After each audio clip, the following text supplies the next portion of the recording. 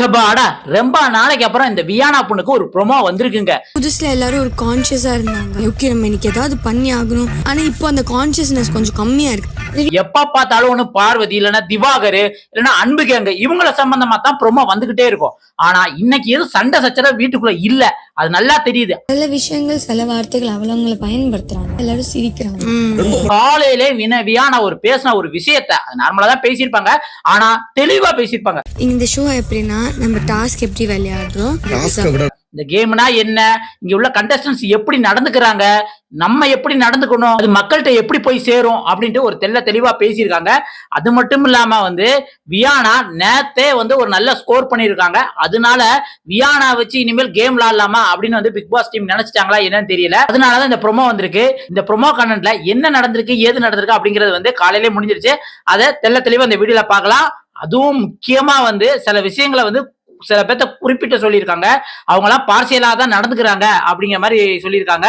அது என்ன ஏது அப்படிங்கிறத பார்த்துடலாம். அதுக்கு முன்னாடி நான் எப்பயும் கேட்கறதா உங்க பொண்ணான கையில ஒரு லைக் மட்டும் தட்டி விட்டுருங்க. வாங்க வீடியோக்குள்ள போலாம். ஆக்சுவலி மார்னிங் அந்த கார்டன் ஏரியா அந்த சோஃபா ஒன்று இருக்குல்ல, அதுல வியானா, வாட்டர்மெலனு, அதுக்கப்புறம் பார்வதி இவங்க 3 பேர் உட்கார்ந்து பேசிக்கிட்டு இருந்தாங்க. உட்கார்ந்து பேசிட்டு வியானா இந்த கேம் எப்படி விளையாடணும் அப்படிங்கிற மாதிரி சொல்றாங்க. அதுவும் முக்கியமா இந்த பிக் பாஸ் வீட்டுக்குள்ள வந்த கண்டஸ்டன்ஸ் எல்லாம் இருக்காங்கல்ல, அவங்க எல்லாமே ஆரம்பத்துல ரொம்ப கான்சியஸா இருக்குங்க. இப்ப ஒரு 80% அந்த கான்சியஸ் குறைஞ்சிருச்சு, நார்மலா இருக்காங்க அப்படிங்கிற மாதிரி சொன்னாங்க. ஆனா நம்மளுக்கு பார்க்க ஒன்னும் அப்படி தெரியலையே. இன்னும் கலையரசன் எல்லாம் வாயை திறந்தா வண்டி வண்டியா கொட்டுவான், ஆனா வாயவே திறக்கல. ரம்யா ஜோ அப்பப்ப ஏதாவது ஒரு ரொம்ப எக்ஸ்ட்ரீம் போனா அந்த இடத்துல வாயை திறந்து பயங்கரமா பேசுவாங்க. தவிர மத்த இடத்துல எனக்கு காய்ச்சல் அண்ணா அண்ணா ராமண்ணா அப்படிங்கிற மாதிரி சபரி அண்ணா சபரிட்ட போய் உட்கார்ந்துக்கிறது. அதுக்கப்புறம் பாத்தீங்க அப்படின்னா கானா வினோத் அங்கங்க சில விஷயங்கள் தப்பா பண்ணாலும் தான் வாயால சமாளிச்சு அதை ஒரு மாதிரி சமாளிச்சு அவர் கொண்டு போய்கிட்டு இருக்காரு. அதுக்கப்புறம் பிரவீன்ராஜும் அப்படியே ஆர்மி கேம்ப் மாதிரி நடத்தினாலும் தப்பா சில விஷயங்கள் பண்ணி மாட்டிக்கிட்டாலும் அதை ஒத்துக்காம வேற ஏதோ ஒரு காரணத்தை சொல்லி சமாளிச்சிடறாரு. அதைத்தான் வியானா சொல்லல அந்த ப்ரோமோல 5 பேர்த்தையும் சருன்னு காமிப்பாங்க. இவங்க கேமரா கான்சியஸா தான் இன்னும் இருக்காங்க அப்படிங்கிற மாதிரி தான் அந்த ப்ரோமோல சொல்லப்பட்டிருக்கு. அடுத்து வியானா என்ன சொல்லுவாங்க அப்படின்னு பாத்தீங்கன்னா, இந்த கேம்ல முக்கியமா நீ ரொம்ப சுறுசுறுப்பா பிளே பண்ணி டாஸ்க் எல்லாம் பயங்கரமா விளையாண்டி டாஸ்க் பீஸ்ட் எல்லாம் இருக்கிற மாதிரி எல்லாம் இருந்தா மட்டும் மரியாதை கிடையாது. இங்க உன் கேரக்டர் எப்படி முக்கியம் அப்படின்னு வியானா சொல்லுவாங்க. அத இந்த ப்ரோமோல வாட்டர்மெலன் கேரக்டர் தான் ரொம்ப முக்கியம் அப்படிங்கிற மாதிரி சொல்லுவாங்க. அதுக்கப்புறம் வியானா சில வார்த்தைகள் சொல்லுவாங்க வாட்டர்மெலனை பத்தி. இவரை காமிச்சு அந்த டீம், அதாவது நேத்து பிக் பாஸ் டீம்ல அந்த ஃபுட்டை டேஸ்ட் பார்த்து அப்படின்னு ஒரு டாஸ்க் நடந்தது தெரியுமா? அதுல 2 டீமா பிரிஞ்சிருந்தாங்கல்ல, அதாவது நார்மல் பிக் பாஸ், டீலக்ஸ் ரூம்ல. அதுல நடிப்பு கிறுக்கன் அப்படின்னு பார்வதி சொல்லியிருப்பாங்க. சொன்ன உடனே அங்க இருந்து பிரவீன்ராஜ் அதெல்லாம் சொல்லக்கூடாது அப்படின்னு உடனே அதை அப்ஜெக்ட் பண்ணுவாரு. ஆனா இதே பிரவீன்ராஜ் வாட்டர்மெலனை பொம்பளை பொறுக்கி கேவலமா திட்டையில எதுவுமே வாய் திறந்திருக்கவே மாட்டாரு. அப்படி சொல்லாதீங்கன்னு. அப்பனா பாத்தீங்கன்னா அவங்க எல்லாருமே நடிக்க தானே செய்யறாங்க அப்படிங்கிற மாதிரி அந்த இடத்துல போட்டு வியானா உடைச்சிருவாங்க.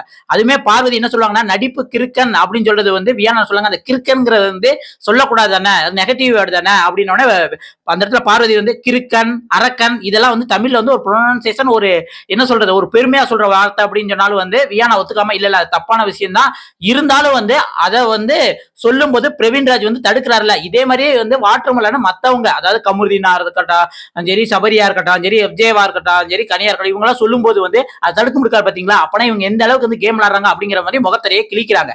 அதுக்கு ஏத்தாப்புலதான் வாட்டர்மெலன் இது கேனையன் அப்படின்னு ஒரு வார்த்தை இருக்காங்களா, அதைத்தான் என்ன மாதிரி பாக்குறாங்க அப்படிங்கிற மாதிரி சொல்றாங்க. இந்த இடத்துல வாட்டர்மெலன் பார்வதி எல்லாம் டோட்டலி அக்லியா விளாடுறாங்க. அதுல என்ன மாற்றுக்கிறதுமே கிடையாது. ஆனா இருந்தாலும் அந்த மத்தவங்களோட முகத்திரையை கிழிக்கிறது நல்லா இருக்கு அப்படிங்கிற மாதிரி தான் சில பேர் ஃபீல் பண்றாங்க. அதே மாதிரி வியானாவோ பார்வதியோட குட்டி பார்வதி வெர்ஷன் அப்படிங்கிற மாதிரி சொல்றாங்க. எனக்கு என்னமோ அப்படி தெரியல.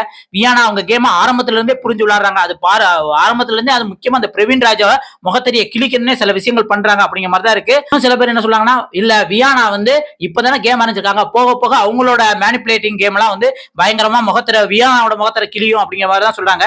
எனக்கு அப்படி தெரியல. வியானா அவங்க வேலையை கரெக்டா பாக்குறாங்க. பேச வேண்டிய இடத்துல கரெக்டா பேசுறாங்களோ, ஏன்னா லைவ் பாக்குறவங்களுக்கு நிறைய பேருக்கு தெரியும். எக்ஸ்ட்ரா வார்த்தையும் விட இருக்காங்க. எக்ஸ்ட்ரா வார்த்தை விட்டா கூட உடனே சாரின்னு சொல்லிடுறாங்க. ஆமா நான் அது சொன்னேன் அது சாரி அப்படிங்கிற மாதிரி சொல்லி வந்து கரெக்டா பேசுற மாதிரி தான் எனக்கு தோணுது. உங்களுக்கு இதை பத்தி என்ன தோணுது? வியானா வந்து கரெக்டா தான் பேசுறாங்களா, இல்ல ஃபியூச்சர்ல வந்து பார்வதி மாதிரி வந்து அவங்களும் எல்லாத்தையும் குறை சொல்லி கேம் விளையாடுவாங்களா அப்படிங்கறத உங்களுக்கு தோன்றத மறக்காம கமெண்ட்ல சொல்லுங்க. அதுக்கப்புறம் பாத்தீங்க அப்படின்னம்னா இந்த வீக் வந்து பெஸ்ட் பெர்ஃபார்மர் ஒஸ்ட் பெர்ஃபார்மர் கிடையாதுல்ல, அதனால வந்து இந்த மாதிரி ஏதாவது கண்டென்ட் போட்டு தான் வந்து இந்த ப்ரோமோ ஓட்டணும். ஏன்னா லைவ்ல வந்து எஃப்ஜேயோட ஸ்டோரி தான் ஓடிக்கிட்டு இருக்கு. அதைத்தான் வந்து ஃபர்ஸ்ட் ப்ரோமோலயே நம்ம பார்த்தோம். எஃப்ஜே ஸ்டோரி எங்க சொன்னா அப்படின்னு நான் யோசிச்சுட்டு இருந்தேன். பார்த்தா இப்பதான் லைவ்லயே வந்து அந்த ஸ்டோரி நடக்குது. அது லாங்கா வந்து அவன் பிறந்த கதை உருண்ட கதை அதெல்லாம் சொல்லிட்டு இருக்காங்க. பட் வந்து அதுவும் இன்னும் அவ்வளவு இன்ட்ரெஸ்டிங்கா இல்ல. இன்னைக்கு கேமே அவ்வளவு இன்ட்ரெஸ்டிங்கா இல்லாம தான் போய்கிட்டு இருக்கு லைவ்ல. இதை பத்தி நீங்க என்ன நினைக்கிறீங்க? வியானா சரியா தான் விளையாடுறாங்களா இல்ல ட்ராக் மாறிடுவாங்களா அப்படின்னு உங்களுக்கு என்ன தோணுதுங்கிறத மறக்காம கமெண்ட் சொல்லுங்க. அடுத்த ஒரு வீடியோல சந்திக்கலாம். நன்றி, வணக்கம் மக்களே.